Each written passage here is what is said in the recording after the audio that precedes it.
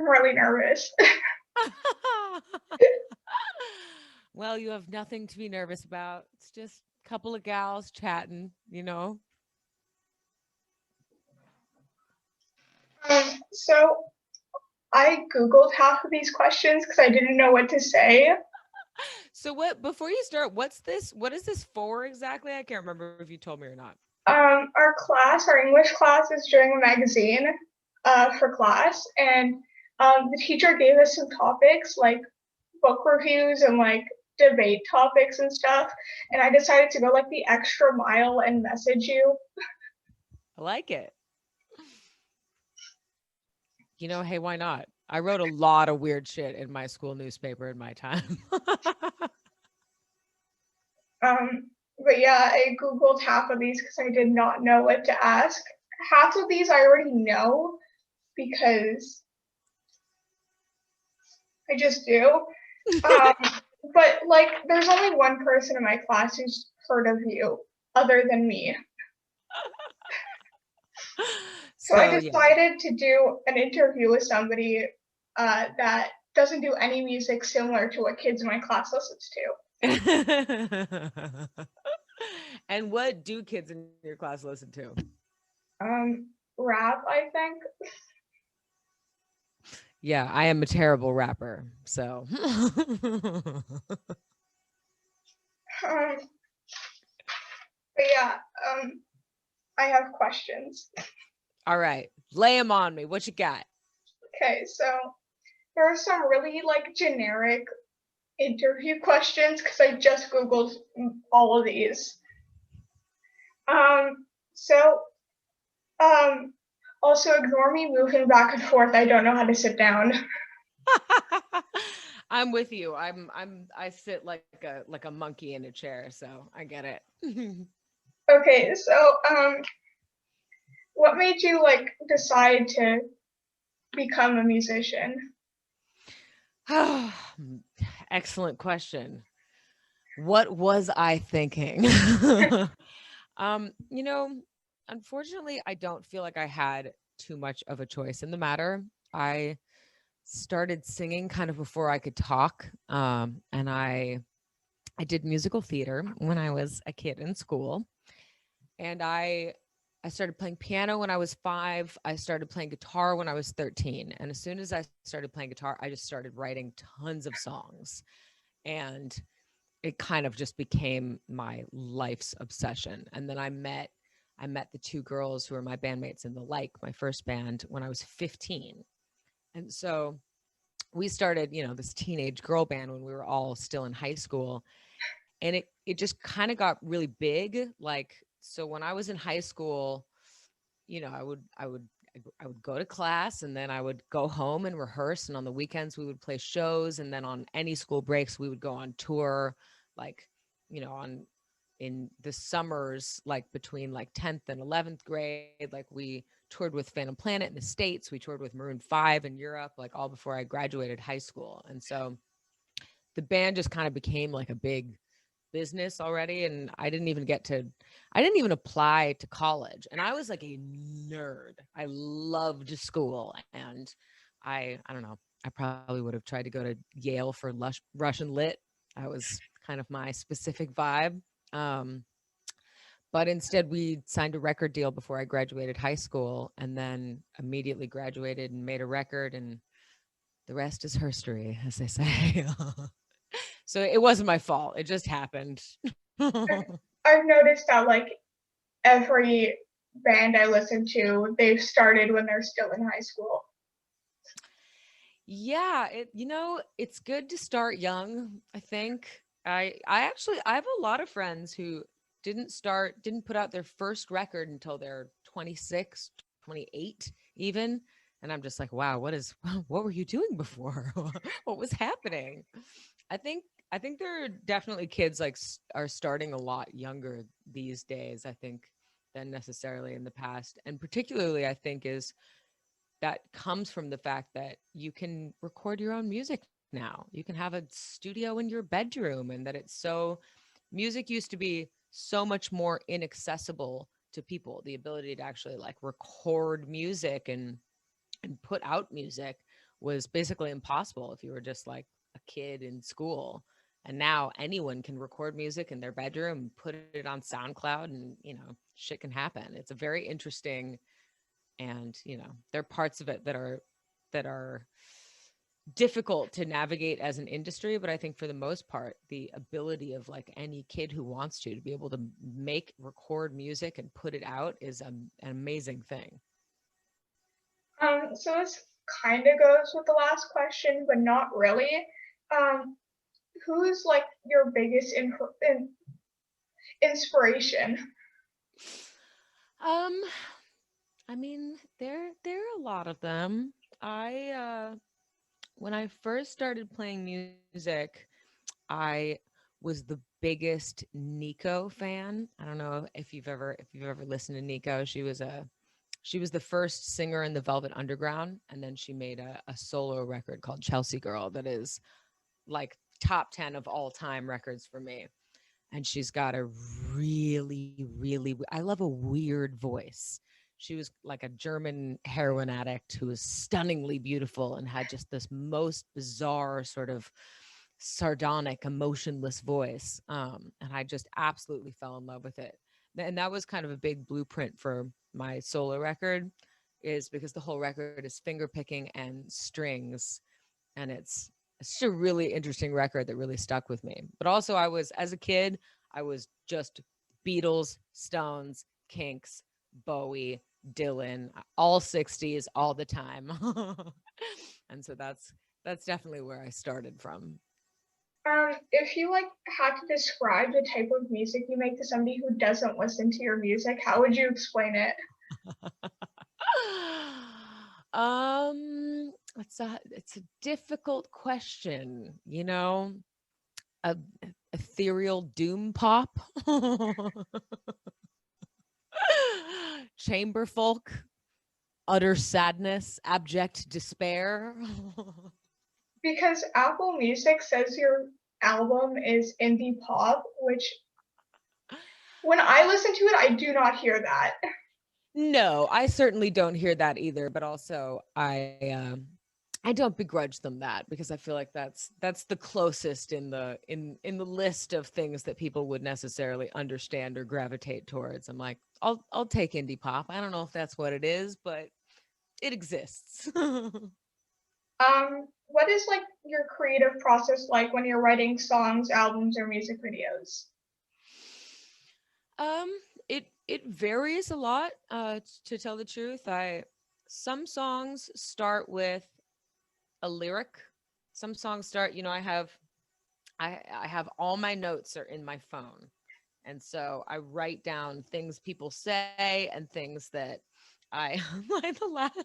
The last thing I wrote down in my notes is, why don't you want to die with me? Very on brand, which is something I said to my best friend the other day. Um, but I kind of write down, and many writers I know do this. I write down everything. Anytime I hear something great in a movie, or read something in a book, or hear someone in a coffee shop say something, or something ridiculous comes out of my mouth, I write it down. So I have this sort of litany of inspiration at my beck and call. And sometimes things start with a lyric, sometimes things start with a melody. A lot of times I come up with songs when I'm driving, when I'm running, when I am in the shower, and when I'm right about to go to sleep. So all the most inconvenient places you could possibly start writing a song, like it's an absolute nightmare. and and sometimes they're really good. Sometimes there was there was this one time when I was on tour at the Lake, and we're all in bed. We used to all share a room, and these like teenage girls on tour, and I was right about to fall asleep. I was so comfortable, and I was like, oh, I have this idea. I crawl out of bed. I go into the bathroom. I like lock myself in, and I record something. And I wake up in the morning and I listen to it. And I'm like, oh my God, what genius thing did I make? And I listen to it. And it's me, no melody, just whispering, Booze Cruise. And I was like, dude, you are fired. Booze Cruise. So psycho. I was clearly like actually asleep. But yeah, they all kind of start just from a little sort of germ somewhere. And then most of the time when I'm writing a song, like I get into a zone where by the time I finish it, I don't remember writing it.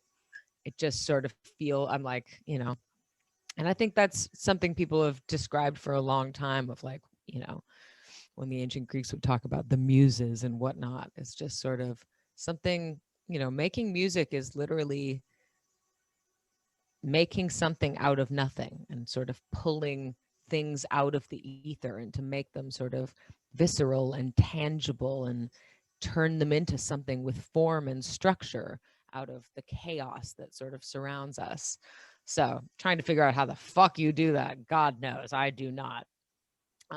And then the videos, because I started directing my own videos sort of in the last couple years with my solo stuff. And basically when I direct videos, I just listen to a song on repeat until I have an idea. And then I just write down a really comprehensive treatment and then figure out how the hell to do it. And somehow, And how you can incorporate somebody being dead in it.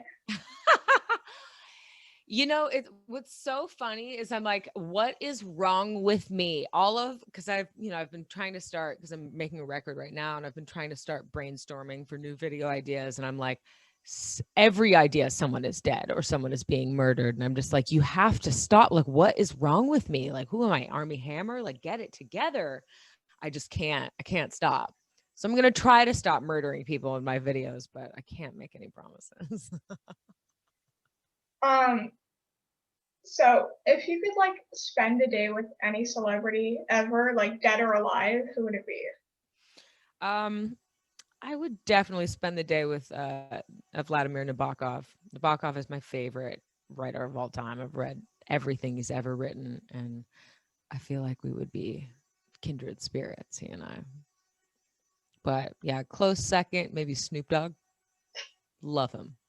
Just feel like we would be really good friends. Okay,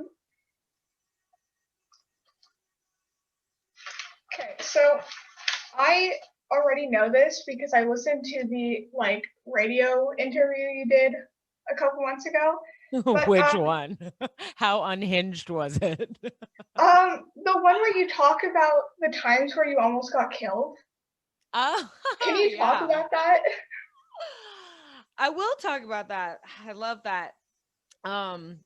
Yeah, so I've slept through being murdered twice in my life. It's my greatest power is my power of sleep, apparently. Um, the first time I my ex-boyfriend and I used to live in this beautiful glass house. It was just like a long rectangle made of redwood and glass. All the walls were glass. So it was already kind of an eerie, poetic thing, if you will. And it was an open floor plan. So, there are rooms on one side, a whole open living room, kitchen, dining room, and then the bedroom. And inside the bedroom is a bathroom inside. So my boyfriend was out of town. He was in a band too, and so he was on tour all the time. And the plumbing in our bathroom was all jacked and needed to be fixed. And so his management hired a plumber, and the plumber came every day between 6 a.m. and 11 a.m. And at that point was kind of a party time in our household. So my hours were a little wild. I probably went to bed at 5 a.m. every night and woke up at like 1, and I can sleep through a bomb. I mean, like once I am out, I am out. You can just like fuck with me. I'm done. So, and I sleep in a tiny ball with the covers all the way over me. And we had this big fluffy white bed. And so when I'm sleeping, you fully can't see me. I just absolutely disappear. And so this plumber came into my bedroom 5 feet away from me every single day for a week. And I never saw him because I was dead asleep. And he never saw me because you can't see me when I'm sleeping.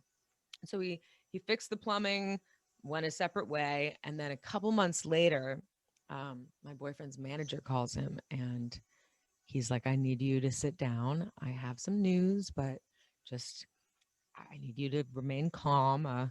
The guy who worked on the plumbing in your house has just been arrested. he murdered like 3 girls, and he is a serial killer. He's going to trial. And he got caught because he murdered this girl that Ashton Kutcher was dating. Like, that's how he got caught. It was a weird big news story. And that was the guy who was 5 feet away from me every day in my house. Never saw him. He never saw me. And that's how I wasn't murdered, by staying asleep. So that was a good one. And then the second one is another time I literally slept through getting murdered. I was leaving for tour the next day, and had like one last night in my house, and Ryan actually was with me. We were like just hanging out, and we went to bed, and we went in my bedroom. I sleep with like the air conditioning on full blast, super loud, always have the doors closed, so you can't hear anything. And when we woke up in the morning, I realized I couldn't find my purse. And then I realized my guitar case was empty. And then I realized my car was stolen. And I realized someone had broken into my house and stolen all my shit. It was super gnarly. And then, I mean, there's a lot more to the story. It's also quite interesting. But when I finally talked to the police and they caught the people, apparently there had been like a rash of break-ins in my neighborhood. And like 2 days later, the same people broke into a house 1 mile away from me, and the guy woke up and they shot him. So, moral of the story, I'm an amazing sleeper, and it saves my life every time. Your high school newspaper is going to be like, what the fuck, miss? It's only my class, and I doubt they'll read it. Okay, good. Or they'll just skip over my part because nobody cares about me. You know what? That's good. That's how it should be. That's how you get away with anything you want. I have an order, but like most of the questions are like the exact same as the one before. So I'm trying to figure out which ones aren't like the exact same as I just asked. What's the most useless talent you have other than like sleeping? God, the most useless talent I have. I mean, I've got a couple fun. I mean, this one, the eye dancing, is a pretty big, completely useless talent. I can do it along to the beat. I'm just like a broken doll. Also, I'm double jointed pretty much everywhere. So that comes in handy for absolutely no one. I know I have a million useless talents, but I can't think of any other ones right now. But yeah, my weird little body does a lot of strange and useless stuff. This isn't a question I wrote, but I thought of it now. You tweeted something. I don't remember exactly what it was, but it was something about you having long legs. Aren't you like really short? I feel like you're really short. I'm very short.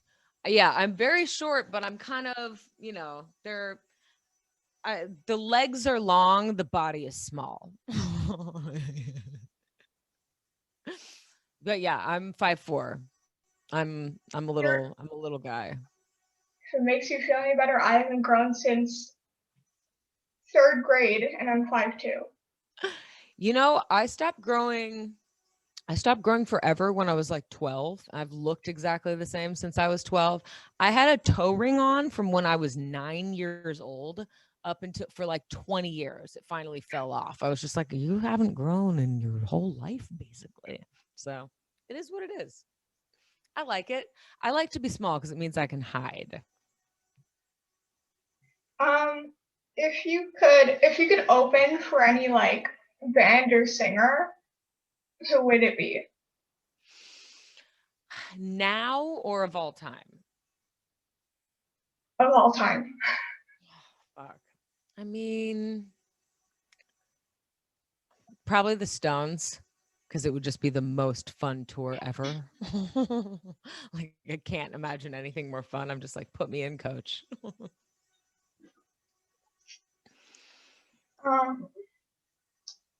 What's your favorite song you've written, and what's your favorite song to perform live? Oh, God. Favorite song I've ever... Of all of my bands or of the new Yeah, stuff? of everything. Um, Narcissus in a Red Dress is definitely a big one up there. That was a really fun song with that band because it was just so groovy. I always remember getting to that part in the show and just being like, God damn it, I love this. Um, To Forget You might be my favorite song I've written. I feel like that's in my mind is like the best writing wise song I've ever written. But it's hard to it's like picking your favorite child. I'm like it changes all the time. Um, I'm really unprepared. I'm both very prepared and very unprepared. You're very prepared. Also, you don't need to stress about anything. We're just vibing here, I could do this all day. I'm easy. Um, this one I didn't write either, but I thought of it now. What is your dream tour lineup? Oh God, that's so hard. Dream. Honestly, right now, I I it's never happened before. I've never understood it until now, but like after Folklore, I'm a fucking huge Taylor Swift fan. I don't know who I am. I don't know what happened to me, but I'm like yeah, that's the dream tour right now. I'm like put me in, coach. I listen to Folklore like 25 times a day for months. It just killed me. I like that because it's so out of my normal taste, but yeah, I'm like put me in front of Taylor Swift, I swear to God. Um, what is the best advice you've ever been given? um there's a lot of good ones. This is probably not the advice you're expecting, but the best advice I think I've ever been given is never underestimate anyone else's pain. The understanding, and this is something a therapist told me once, of that the way that pain manifests in the body is the same for everyone. So the pain that you feel like doing manual labor and like dealing with death and also being just feeling unbelievably lonely and like looking at, the crazy wealthy trust fund kids who you imagine have this magical life. And it's like everyone is suffering all the time in their own way. And never underestimate how much pain everyone is in because life is pain. And it's nice to know that we're all going through it. What is the most trouble you've ever been in? Oh God. Fuck, that's a good question. I What is the most trouble I've ever been in? I'll tell you, I've done a lot of bad, sketchy things, but I almost never get caught. So like it's hard to think of a time where like I really got in trouble. Like I've never gotten in trouble with the law. I've never been arrested. Anytime I've ever been like pulled over by a cop, they give me their number. Like I've got I don't know what the deal is, but there's someone out there taking care of me, making sure I don't end up in jail. Yeah, I mean, I think any of the trouble that I've been in is probably not safe to tell a ninth grader. Um, favorite song or album of all time? Favorite album of all time is going to be something you definitely do not know. Is Scott Walker. The record is called Scott 4. It is one of the weirdest records ever made, and it is my absolute number one. Scott Walker had a project called the Walker Brothers in like the earlyish 60s. That was kind of more traditional, just kind of like 60s crooner music. And then he made all these solo records that are just batshit. And they just get weirder and weirder. And I mean, he got totally nuts and so cool. And I think it's Scott 4 to me is the most unique record ever made. And it's my absolute favorite. Favorite song, and I think about this a lot, but there are a few, but I think like I always think of it in terms of like what song do I want played at my funeral? And 13 by Big Star, I think is kind of the top of the list. I don't know if you know that song, but it's called 13 because Alex Chilton wrote it when he was 13 years old. And it's just so pure and so beautiful and just yeah, just like captures what it's like to be that age and be in love. And I don't know, there's just something that kills me about I've noticed that like every question ends up leading to something that has to do with death. it. Yes, I have a problem.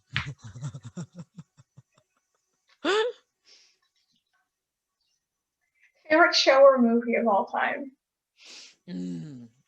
Favorite movie of all time is a movie called Ball of Fire from 1939. I'm like, my questions are these are such old people answers. 1939, the movie is called Ball of Fire. It stars Gary Cooper and Barbara Stanwyck, and it is a masterpiece. It's so funny and so wonderful. I'm a big fan of like 30s and 40s like fast talking comedies. And that one is my number one. That or Philadelphia Story, which is a similar time period. Katharine Hepburn, Cary Grant, Jimmy Cooper, masterpiece. Favorite show of all time? It's very hard. So it's like a cross between Twin Peaks, Gilmore Girls, and The Wire. Really covers all the bases, you know?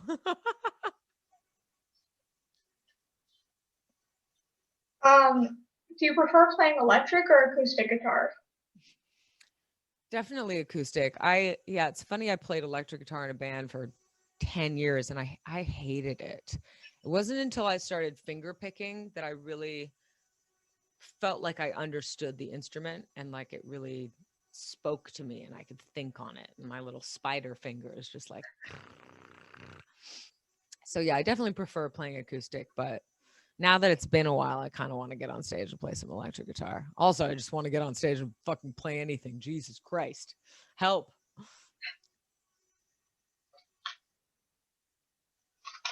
Okay.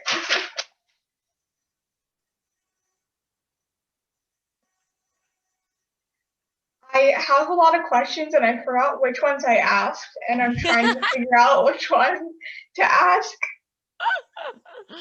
I can tell Um, you if you asked one before. who would you most like to collaborate with on a song? Ugh, fuck, that's a Either good that question. you've already done or that you haven't done. God, really good question. Who would I most like to collaborate with on a song? Um, yeah, I have collaborated with some really wonderful people. I was very lucky to have, Phoebe Bridgers sings on a lot of the songs on my record, which is really awesome. And obviously, Ryan has been like my great collaborating partner for so many years, who I'm very grateful for. But yeah, who have I not worked with that I desperately want to? Dolly Parton. you know, she's just the best. This isn't my question. It's a question for my dad. But there was one time where he said that "Release Me" sound like the album sounded like the Bangles, and he wants to know why it sounds like the Bangles. um, I love the Bangles.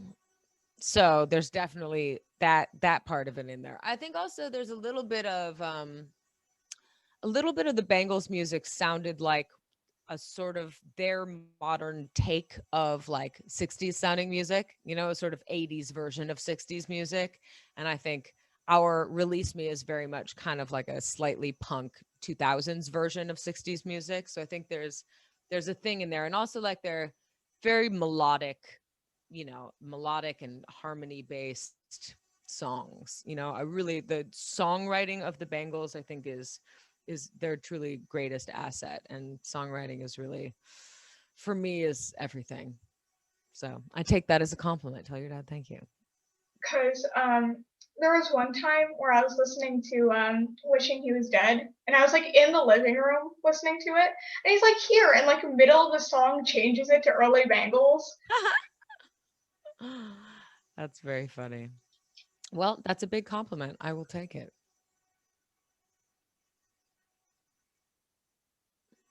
I think we actually played with the Bengals once. Fuck. God, did we? It's so hard to remember. We played with so many people. I know we played with the Go-Go's once, but I'm pretty sure we played with the Bengals, or at least I've played with Susanna Hobbs a couple times.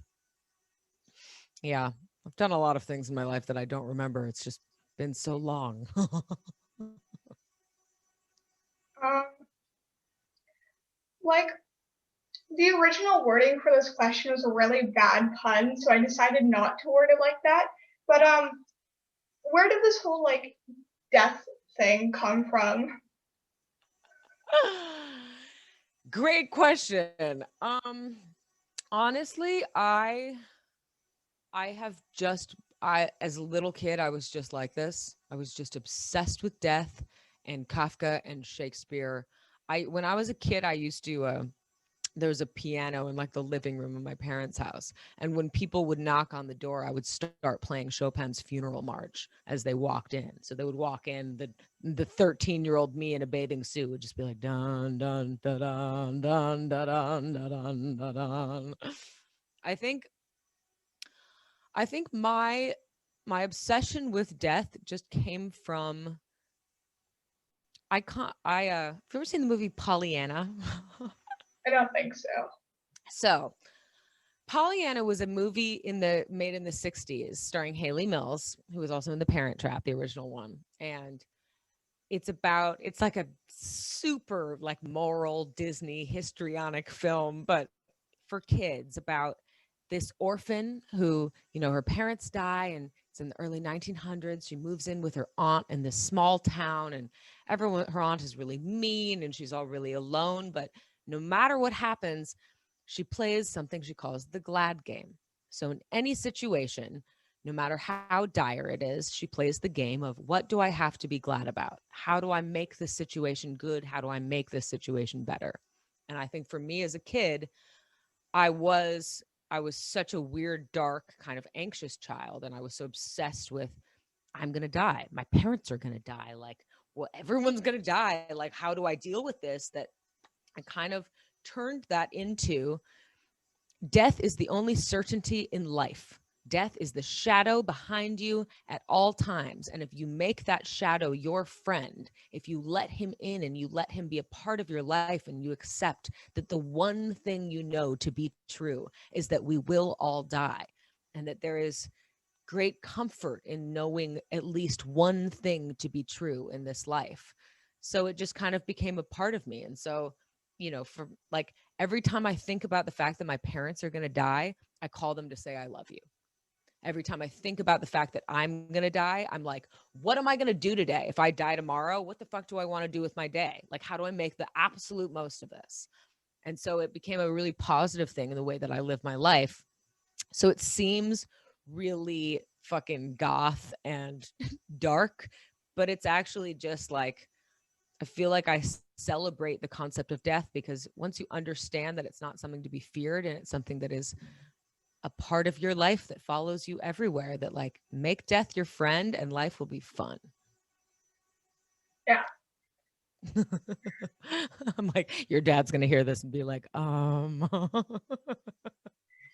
feel like I'm it's good sure he advice. won't be confused by it. He used to play me Sounds of Silence by Simon and Garfunkel before bed, and he would let me watch Beetlejuice at 2 years old. Well, excellent. So I like your dad very much. Um, what would you be doing if you weren't a musician? Um, I mean, funny enough, I would really like to be a mortician, which is really, I, oh man, I couldn't sleep the other night and I really started researching. I'm like, what if I just quit music and like became a mortician?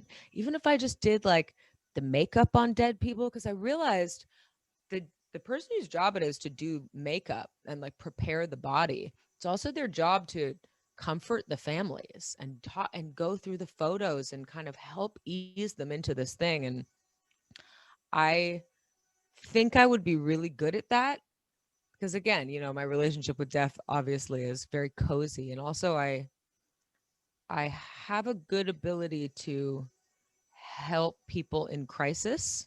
Um, yeah, I'm like pretty useless in any normal situation. In a crisis situation, I'm amazing. Like I've caught on fire many times for whatever reason. Anytime I catch on fire, I'm just like dead calm, just deal with it. Like I get very useful in times of crisis. So yeah, I would have liked to be a mortician or a doctor. Because I like blood. I like sewing. Or or an actor. I'm sure people are going to read this and go, well, I'm not going to listen to her. You know, and that's fair. I'm sure people look at you and the first thing they think of isn't the fact that you're obsessed with death.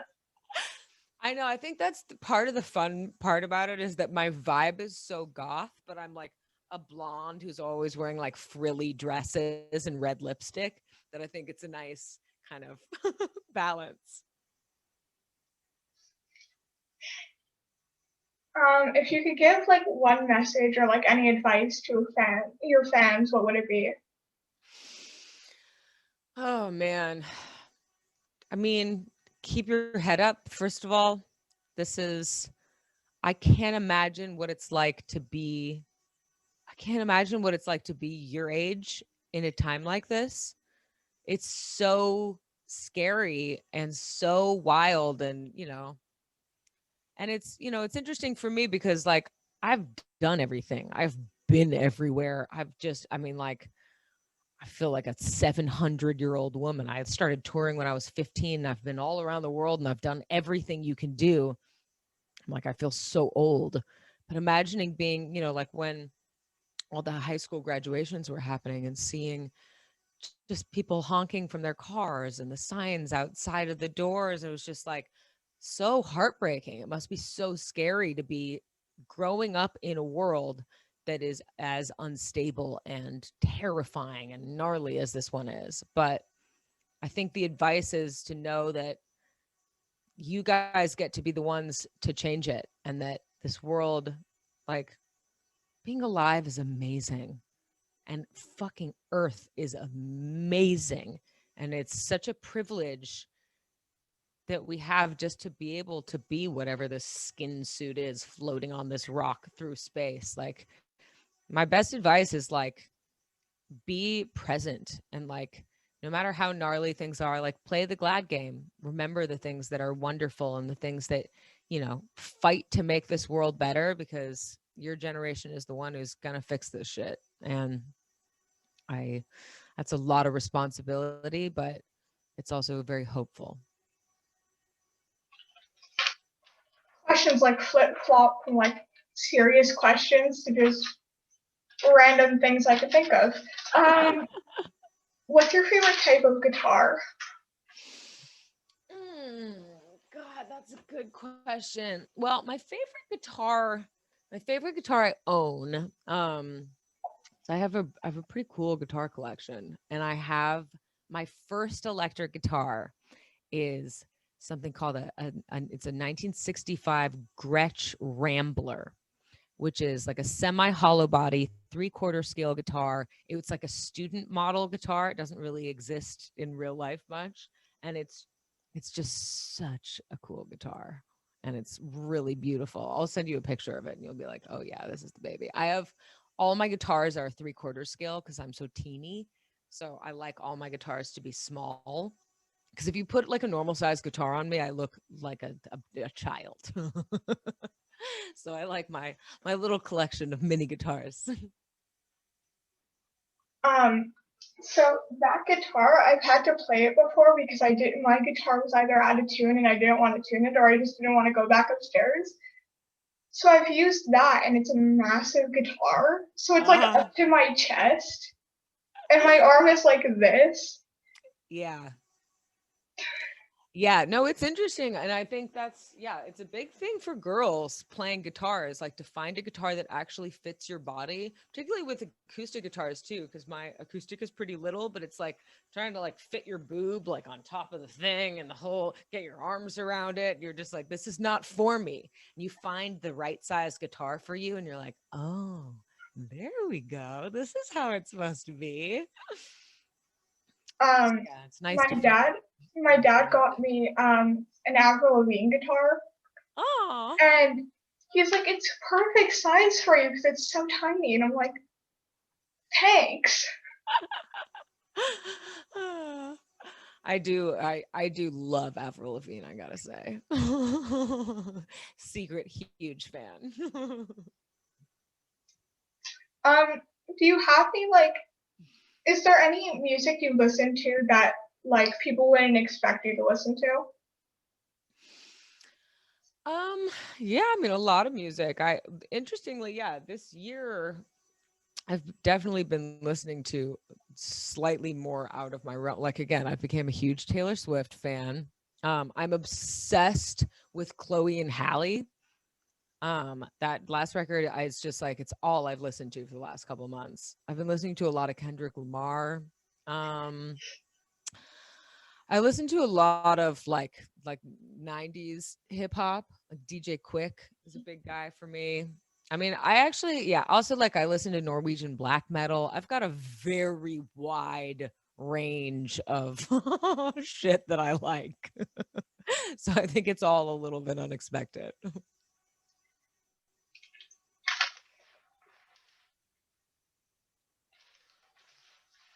The entire first page is done. Um, Bam.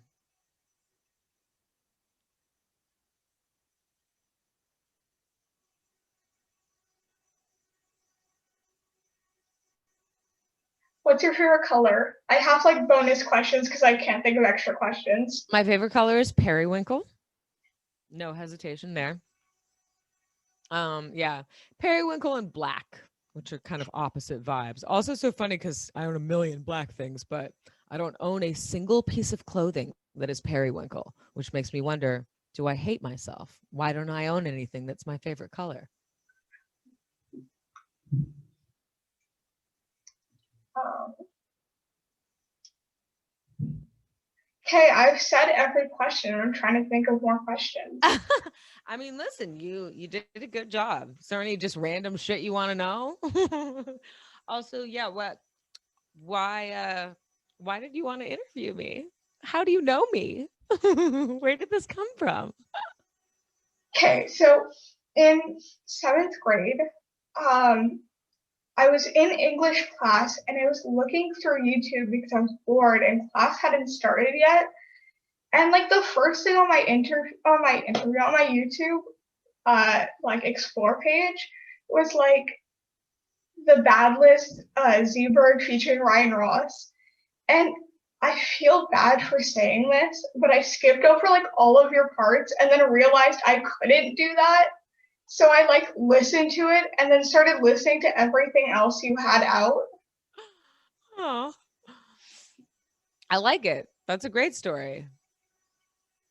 So are you a big Ryro fan? Yes. Listen, we all are. Bless his heart. In sixth grade, I thought I was so cool because I knew that Ryan Ross wrote songs for Panic at the Disco. I only knew one song that he wrote. Like, I've heard all of the first two albums, and I only knew one song was written by him. So I was like, oh, that's so cool. He wrote one song. And you're like, no, actually, he wrote both those first two records, pretty much the whole things. So we like that. Yeah, bless our little Ryra. Well, yeah, I mean, listen, it's been a nice so many people that I've met and who have gotten into my music have come from Ryan, so I'm eternally grateful for that. I love the dude. Um, my pinned tweet on Twitter is a tweet that I tweeted that you responded where I go, and I was like 12:30 a.m. and I go, Ryan Ross stands. Why would anybody like those spider hands? I was really tired and it was 12:30 a.m. and I thought it was the funniest thing. So I sent it to the group chat and then I tweeted it and tagged you and him in it, even though I know he won't see it because he disappeared. Yes. And did I say, how dare you? I love those spider hands. First, you said, I don't remember what you said first. And then somebody said, is Z a Ryan fan? And then you go, yes, come for my boy's claw hands, you come for me. I do love those claw hands. I'm all about a spider hand. It's my whole vibe. Oh boy. So why are the lights changing in this room? What kind of fancy ass room is this? This is amazing. It's my dad's studio and he does like shows, so he has like these big changing lights, but I don't know how to make them stop changing. No, I love them. It's amazing. Also, is your hair two different colors or is that the light? It's hard to tell. Two different colors. Looks great. I love it. The sun's also going down outside because my back is sweaty. 4:47 and the sun goes down early. I don't know about for yes, you. It does. Winter time. This is my favorite time of year when it gets dark early. It like didn't snow here for like 3 months, which is odd because in Montreal it doesn't stop snowing. So out of nowhere it just wasn't snowing. And when it did, it was there for 2 days and then disappeared. And then out of nowhere, a big snowstorm comes and there's snow everywhere. I'm so jealous. Yeah, it's supposed to start raining today or tomorrow finally, so that's much needed. It's been like summer in LA up until today. I've been losing my mind. I just want to be cold. I know, it's really funny. I'm like the gothest blonde in all the land. Oh boy. Well, all right. Is there any final random questions you want to ask? Yeah, I don't know if it's still like that, but why is your Twitter like banner thing dead baby skeletons? Oh, well, it isn't anymore, but it's from my I don't know if you saw, I made a video for To Forget You of me in Paris, and those dead baby skeletons are there's this amazing natural history museum in Paris that has just like cases and walls of skeletons, and I just thought those dead baby skeletons were so cute. It's a very strange thing to find cute. I'm a very strange person. As I said, I'm the gothest blonde of all of them. I'm just trying to bamboozle you with my appearance. That's all I can think of. All right. Well, yeah, feel free to DM me if you have any other questions, but this was great. Do you feel good? I'm still nervous. Well, you did a great job. This was an excellent interview. I think you nailed it. I did it in here this time because when I was on your live stream the first time, I had to explain every single one of my posters. And then the second time, I had to tell you that the photos were school pictures and not photos of presidents. Oh, yeah. That's so funny. I remember that. Every time you've seen me, I've had different hair and a completely different look. The first time it was pink and purple, then it was That's blue. very impressive. That's a good way to be. I love a chameleon, just keep it interesting. Thank you again for doing this. Of course. Well, this was lovely. It was very nice talking to you. I hope this isn't too insane for your purposes, but I'm sure nobody in the class is going to read it, so it doesn't matter. Okay. Well, thank you. And yeah, let me know if you need anything else. It was nice to talk to you. And have a nice day.